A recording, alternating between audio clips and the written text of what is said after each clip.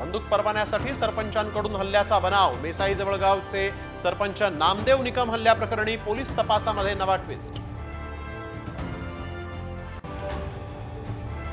कॅबिनेटमध्ये मुंडेंच्या जागी भुजबळांची एंट्री होणार। काँग्रेस नेते विजय वडेट्टीवार यांचा मोठा दावा। शिवराज्याभिषेक सोहळा शिल्पाच्या भिंतीला भगदाड। शिल्पाच्या तळातल्या भिंतीच्या लाद्याही उखडल्या। शिवाजी पार्क मधला संतापजनक प्रकार उघड।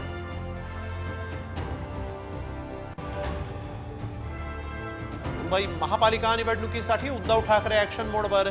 मुंबईतील 36 विधानसभा मतदारसंघांचा घेणार आढावा। 7, 8 आणि 9 जानेवारीला निरीक्षकांची बैठक। नाराजीच्या चर्चा राजन साळवींनी फेटाळल्या। भाजपमध्ये जाणार नसल्याचं राजन साळवींनी केलं स्पष्ट। जितेंद्र डुडी पुण्याचे नवे जिल्हाधिकारी। सुहास दिवसे यांची जमावबंदी आयुक्त आणि संचालकपदी नियुक्ती। एसटीच्या उत्पन्न वाढीसाठी चालक वाहकांना मिळणार प्रोत्साहन भत्ता। एसटी महामंडळाचा उपक्रम।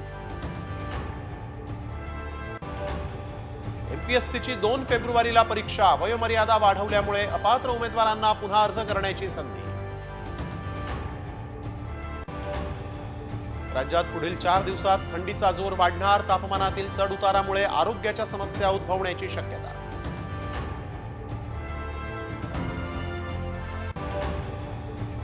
डी गुकेश आणि मनू भाकरला यंदाचा खेलरत्न पुरस्कार जाहीर। नेमबाज स्वप्नील कुसाळेलाही अर्जुन पुरस्कार।